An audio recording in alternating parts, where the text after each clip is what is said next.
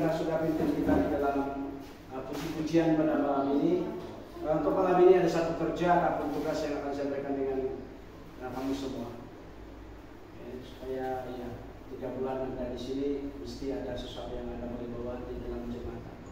Ataupun Anda boleh bawa di mana Anda melanjutkan pelajaran nanti. Saya akan send kepada kamu, semua ada telepon nggak? Iya. Ada cara PDF kirim, ya. Ini adalah saya antar di grup lah.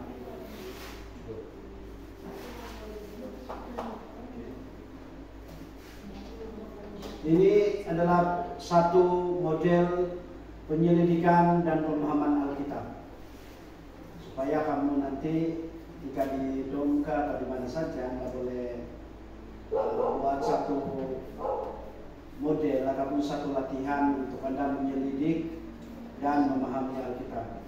Ini kalau yang disini. On the way lah dia. On the way. Anak-anak sebagai lain kemudahan yang Saya sudah antar, saya sudah. Tapi belum sampai. Oke, buka file itu yang sudah dapat. Ini adalah satu metode pemahaman dan penyelidikan Alkitab secara berdoa. Saya tahu selama ini kita tidak belajar spesifik bagaimana kita punya metode cara kita menyelidik dan memahami Alkitab, dan kalau kita membaca pun setakat membaca begitu saja barangkali. Ini kali kamu mendapat ini. Oke. Nah, yang pertama itu bagaimana menerapkan Alkitab dalam kehidupan. Melalui metode ini ataupun cara ini, tujuan akhir dari semua pemahaman Alkitab bukanlah penafsiran, melainkan aplikasi ataupun penerapan dalam kehidupan kita. Walaupun ketika penyampaian khotbah itu memang perlu menafsir, mengerti apa yang disampaikan, tapi perkara yang paling penting di sini adalah aplikasi ataupun penerapan kita terhadap apa yang kita baca. Kedua, ini dilakukan sedemikian lama sehingga Roh Kudus memperlihatkan Anda cara menerapkan firman Allah itu ke dalam kehidupan Anda. Ini berdasarkan di dalam Yakobus 1 ayat 2. Kita berdoa, kita membaca Alkitab itu, nanti kita berdoa lagi. Apa message ataupun apa yang kita boleh belajar daripada teks Alkitab yang kita mau baca, tapi kita pelajari itu. Oke, kemudian mengapa aplikasi penting? Pertama, Alkitab ditulis untuk dipraktikkan dalam hidup kita. Mempelajari firman Allah harus membawa kita kepada aplikasi dalam hidup kita. Mempelajari firman Allah tanpa menerapkannya, kita sama dengan orang Farisi dan Saduki pada zaman Yesus. Kalau kita tahu apa ciri orang Farisi dan Saduki ini? Menafikan, itu selalu Tuhan Yesus tegur. Mereka bukan tidak tahu apa ajaran, malahan mereka beliafal lagi. Tetapi mereka munafik, pandai baca tetapi tidak ada aplikasi ataupun tidak ada tindakan ataupun penerapan terhadap apa yang mereka tahu. Maksudnya di sini apa yang diselidiki ini bukan hanya sekadar satu pengetahuan, tetapi menjadi sebagai pribadi hidup. 3, mempelajari Alkitab tanpa aplikasi berbahaya, membuatkan kita sombong. Kita anggap kita ini hebat, kita tahu, tetapi perbuatan jauh sekali daripada apa yang kita baca. Kemudian aplikasi merupakan kerja keras ataupun usaha. Ingat, untuk mengaplikasi itu bukan satu perkara yang mudah. Jadi mungkin kita begitu excited sekali saya mau buat ini, mau buat itu, tetapi kalau kita tidak perlu rendah hati ataupun kita tidak sungguh-sungguh, kita akan tewas ataupun kita akan kalah. Jadi ini satu kerja yang sangat susah, perlu kerja keras. Itu memerlukan waktu yang lama untuk meditasi atau satu yang mendalam. Jadi maksudnya di situ ketika sudah membaca, kita minta pimpinan daripada Tuhan, apa yang kita boleh belajar daripada firman Tuhan yang kita baca. Kemudian memerlukan ketekunan, memohon kepada Roh Kudus. tiga kunci kematangan hidup rohani, yaitu hidup untuk Yesus Kristus, bukan hidup untuk diri sendiri, tetapi hidup untuk Yesus Kristus. Yang keempat, mengaplikasikan firman Allah bukan karena kita suka. Berbeza, kita suka dan juga kita mau mengaplikasikan firman Allah, karena banyak yang tertulis di dalam Alkitab itu sebenarnya selalu yang kita tidak suka, bertentangan dengan naluri kita, kehendak kita. Jadi mencari mengaplikasikan firman Allah ini memang bukan karena memang selalu yang kita tidak suka, ini keras sekali. Kalau kita baca kitab Amsal sejak pun sangat keras. Jadi, kalau kita membaca Amsal. Nah, 4 langkah menuju aplikasi praktik ataupun praktis di dalam metode ini. 1, berdoa untuk kewawasan bagaimana menerapkan bacaan Alkitab. Tentulah Roh Kudus adalah satu perkara yang sangat penting untuk menjadi andalan kita ataupun tempat kita bersandar ketika kita membaca.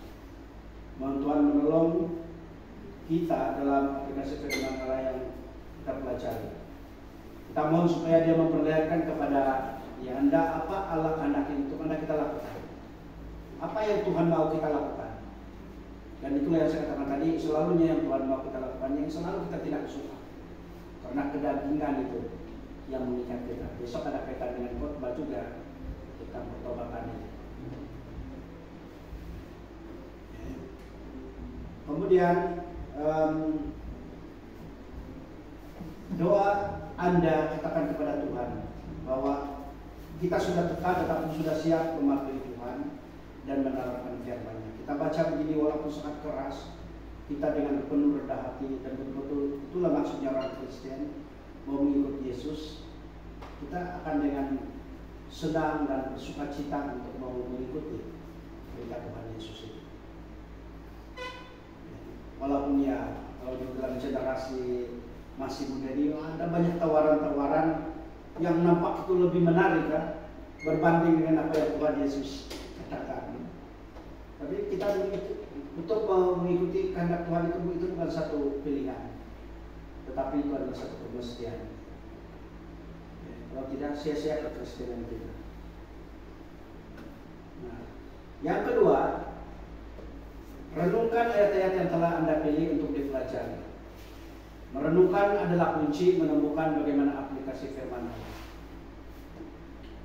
Yang menjabar di dalam kehidupan kita sebagai orang Kristen baik yang masih muda kah, sudah dewasa ini adalah merenungkan firman Tuhan. Lebih suka mungkin kalau yang suka khotbah, suka dengan khotbah barangkali. Tapi jarang sekali berdiam diri di hadapan Tuhan. Merenungkan firman Tuhan. Pernah ingat gak kisah Maria dan Marta? Dan di dalam Alkitab, Marta dan Maria, di mana Marta kelihatan sangat sibuk sekali bekerja untuk pelayanan, tapi Maria memilih dia banyak berdiam diri di hadapan Tuhan. Kalau kita lihat, kalau kita berada di bersama-sama dengan Marta dan Maria pada waktu, kita akan berpikir begini: Marta melakukan yang terbaik. Kita sokong barangkali Marta ketika dia bercakap dengan Yesus, tetapi ternyata Yesus memilih Maria. Sebab dia hanya sibuk dengan itu, tapi tidak ada masa untuk merenungkan apa yang dihadapi oleh Tuhan Yesus. Jadi itulah maksudnya kenapa ada seperti ini. Kemudian misalnya Anda mempelajari Yohanes 4. Kalau kita baca Yohanes 4 ini bercakap tentang bagaimana pertemuan Yesus dengan seorang wanita ataupun perempuan dekat dengan sumur kan. Nah, yang pertama Anda pikirkan bahwa Anda berada di sana dengan Yesus. Kita ada di situ waktu. Apa kira-kira yang berlaku di situ? Kalau kita lah perempuan itu di situ, dan Yesus datang, seperti itu kita coba mau menyelami apa kira-kira yang kita mau lakukan. Seandainya lah kita dengan wanita itu, apa yang kita lakukan saat Tuhan Yesus memberikan tawaran tentang air hidup itu? Kita ikutkah? Itu adalah kali pertama atau berjumpa. Apalagi seorang perempuan dan seorang lelaki. Sedangkan selama itu kalau wanita ini dipandang hina atau dipandang rendah oleh Yahudi. Jadi itulah cara kita untuk mau belajar sebenarnya kita ambil bagian. Siapa sih yang minat sastra? Oh, minat sastra. Kalau belajar tentang sastra, kau hanya akan dapat menguasainya bila engkau ada di dalam cerita ini. Kan? Betul? Kau harus menghayati itu. Kalau bilang menangis di situ, kau perlu coba menangis di situ. Karena kau rasakan itu dia klimaks cerita. Betul ya, ada klimaksnya. Itu ucap cerita itu. Di dalam plot cerita dia. Jadi di dalam Injil ini kita ambil bagian di situ, tetapi lebih kepada bagaimana siapa Yesus itu menurut kita. Jadi kira-kira seperti itulah. Kemudian, iya, perempuan di sumur macam mana. Kemudian bagaimana perasaan kalau kita berada di sana?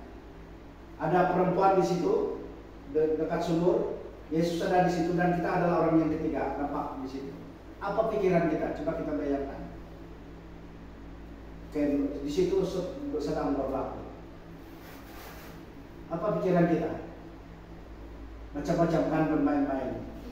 Kan Yesus itu kan ada wanita, jangan ini ada apa itu hubungan sulit ini. Kira-kira seperti itu. Kan itu adalah misional yang muncul di dalam cerita kalau kita. Tapi itulah kalau kita mau belajar, kita itu yang tadi pikiran negatif itu, tapi pikirkan yang positif. Apa kita punya pikiran? Luar biasa Tuhan Yesus tahu. Perempuan ini dekat sumur ini, dia adalah wanita yang dipinggirkan oleh masyarakat. Tapi Yesus setelah dia datang kepada yang dipinggirkan, luar biasa Tuhan Yesus. Kan itu adalah pembelajaran. Kita sudah dapat belajar itu. Benarnya. Itulah metode berdoa ini. Jadi kita berdoa kita. Pernahkah kita berpikir seperti ini? Waktu kita membaca Alkitab ataupun pernahkah kita beremosi seperti itu, ambil tempat itu bagian? Ini sangat penting.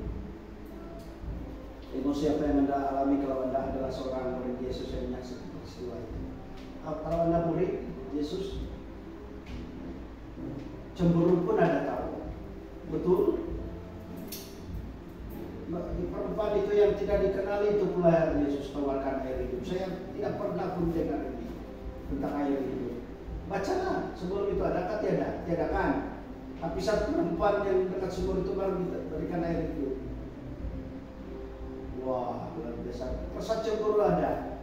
Tapi jangan belajar daripada kisah apa itu anak bungsu itu. Jadi maksudnya di sini harus menyeluruh listrik. Belajar daripada orang muda, apa peristiwa yang sudah dialami. Sebagai murid Yesus kita tidak perlulah cemburu, karena ternyata kita lebih banyak kebaikan yang sudah kita terima. Kan banyak sudah. Pada waktu Yesus memberi makan 5.000 orang, kita ada di situ dan kita mengalami banyak kerjaan Tuhan. Jadi tak perlu cemburu. Kalau kita menjadi orang yang sokong pelayanan seperti itu, kira-kira seperti itu. Oke. Kemudian catat aplikasinya. Apa aplikasi daripada teks yang kita baca? Dan aplikasi kita itu harus bersifat pribadi. Yang kedua, aplikasi harus bersifat praktik. Yang ketiga, aplikasi harus dapat dilaksanakan. Dan yang keempat, aplikasi harus dapat dibuktikan. 4 hal ini. Mencontoh kalau misalnya di dalam Pengkhotbah 6 ayat 7, segala jeripaya manusia adalah untuk mulutnya, namun keinginannya tidak terpuaskan. Jadi secara pribadi saya perlu untuk apa? Kemudian praktik saya perlu, misalnya kalau kita bercakap tentang berat badan lah, kan? Di dalam bagian ini saya kalau kita berat badan, kita katakan saya perlu kurangkan berat badan saya. Jadi itu bersifat pribadi. Jadi kalau mau kasih kurang, macam mana kasih kurang? Harus dilaksanakan berkurang 5 kilo berat badan. Tapi itu masih belum jelas kan kalau berkurang 5 kilo. Baru cakap-cakap setakat itu, sejak kemudian harus dibuktikan. Siapa dulu berkurang 5 kilo, nanti sebelum akhir bulan ini kita timbang betul capai 5 kilo berkurang. Jadi di dalam konteks kita sebagai orang percaya, misalnya saya ini orang yang malas belajar membaca Alkitab, ambil contoh. Nah, tempo 3 bulan ini saya sudah selesaikan kitab Taurat 5 kitab. Bang, itu dan harus dibuktikan 17 hari bulan Anda tamat, Anda sudah berubah kepada kitab Rut sudah. Kira-kira seperti itu. Dia sudah dibuktikan itu.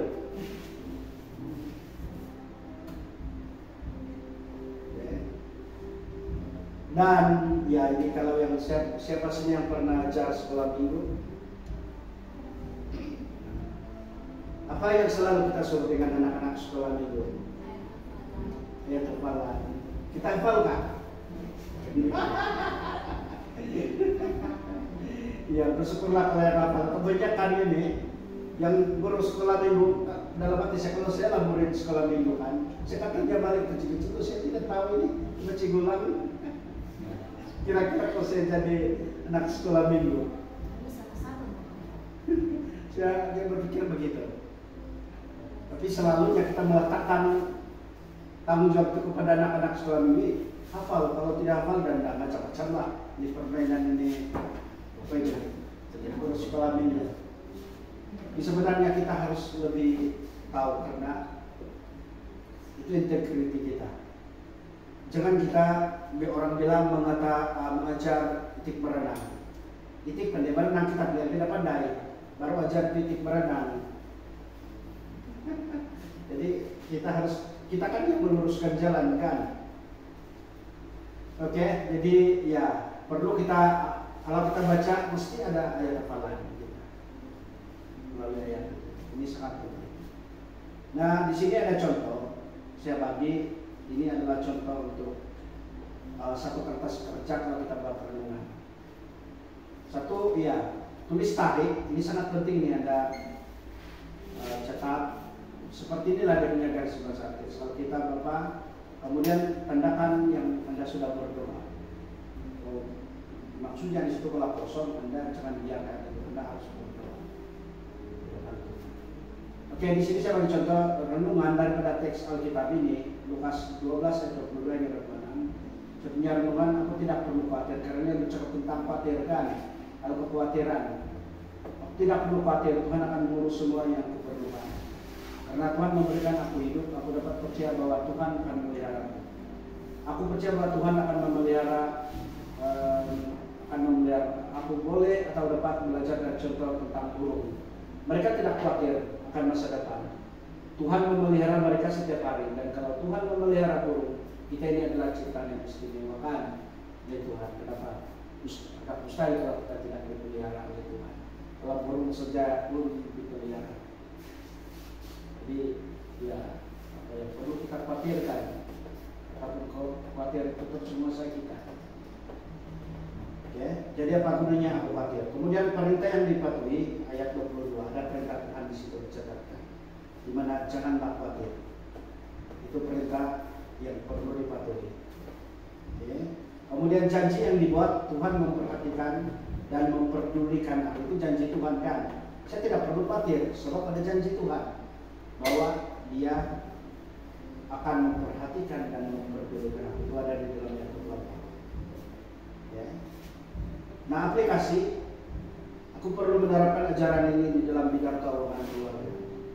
Untuk ini selama 1 bulan saya yakin Tuhan akan menolong keluarga kami. Setiap kali iblis berusaha membuat aku khawatir tentang uang, aku akan menentangnya dan berkata keras di Lukas 12 ayat 24 ini. Ini sangat jelas dan ini adalah praktikan bagi kami secara pribadi. Saya tidak tahu Area bercerita dengan Bapak dia atau bagaimana. Coba kalau kami saja, kami dia di sini. Bolehlah dikatakan 4 bulan tidak ada laut. Tapi iya, kalau kita pikir khawatir juga kan. Kalau itu dipikir khawatir, tetapi itu ternyata ada cara Tuhan menurut caranya sendiri. Kalau hati kami kental, tetap setia dan tidak mundur, itu cara Tuhan bagi hati yang kuat seperti itu. Jadi tidak ada yang perlu khawatir. Ada cara Tuhan lain yang akan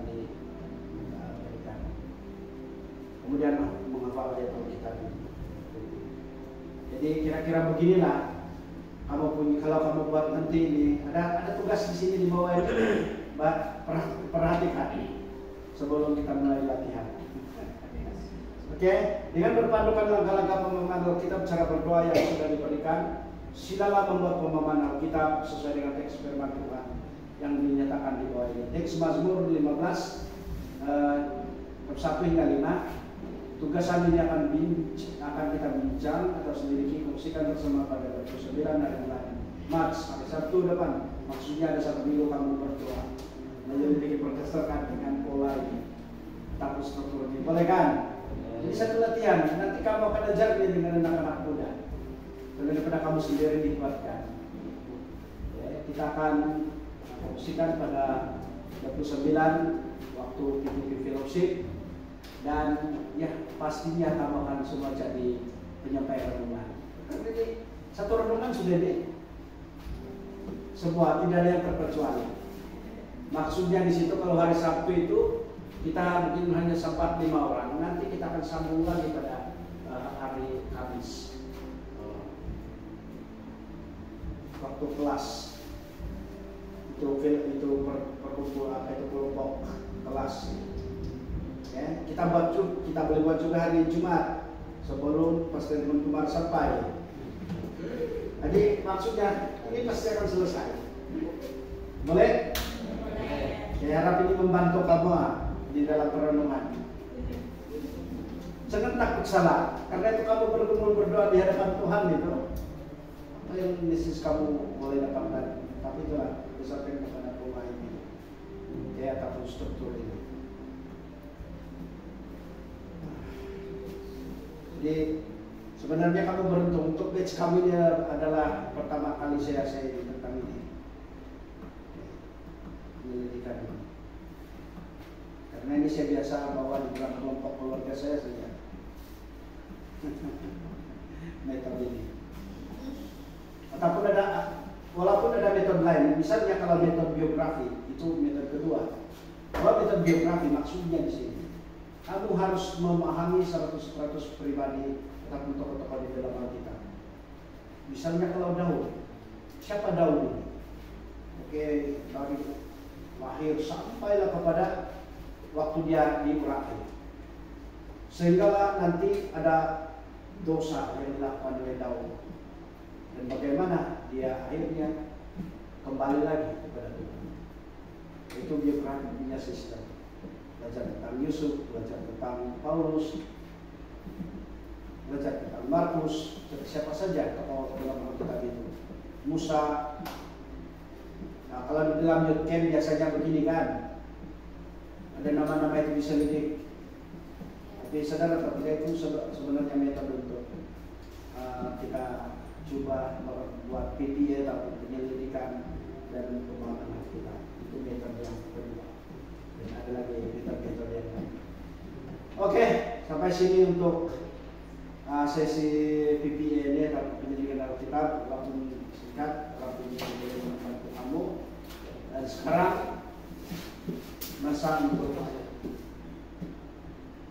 kita berdoa dulu karena latihan mulai kan.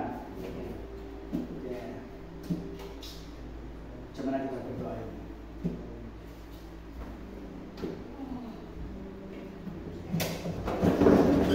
Coba kamu duduk berpesang-pesangan dua-dua orang. Nanti satu orang kawan saya. Dua-dua. Angkat. Ini.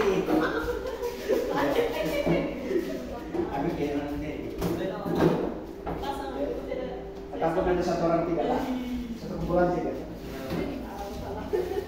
Oke.